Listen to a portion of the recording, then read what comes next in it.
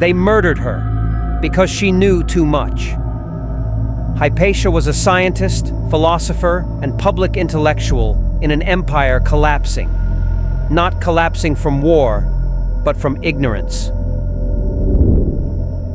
In the heart of Alexandria, where the library once held the wisdom of the world, lived a woman whose mind could outshine most men of her time. Her name was Hypatia, a mathematician who could model planetary motion, a philosopher who taught Plato, Aristotle, and Plotinus, at a time when women weren't even allowed to speak in public, let alone lead minds.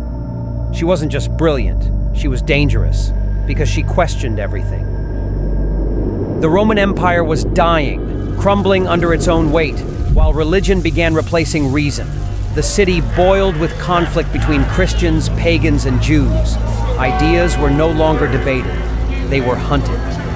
And in the middle of this storm stood Hypatia, a woman of reason, untouched by dogma, respected by governors, scholars, even feared by bishops. Hypatia didn't just teach science, she taught how to think. Her lectures drew students from across the empire, pagan, Christian, and everything in between. In her presence, status and religion faded. Only ideas mattered.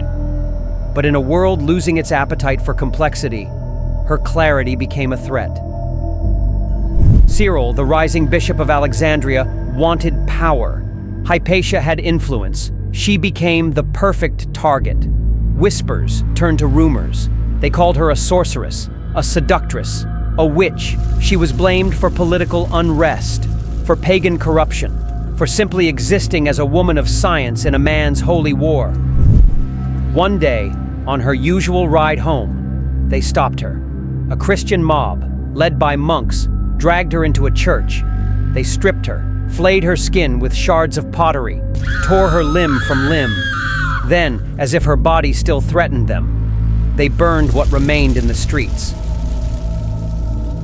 There was no trial, no justice, no voice raised for her, because the voices of logic were already fading. With her death, the light of ancient science dimmed.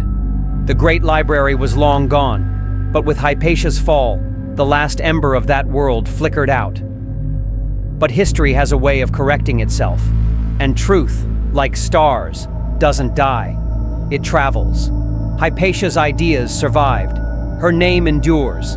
And every time we choose to question, to learn, to speak truth, we resurrect her.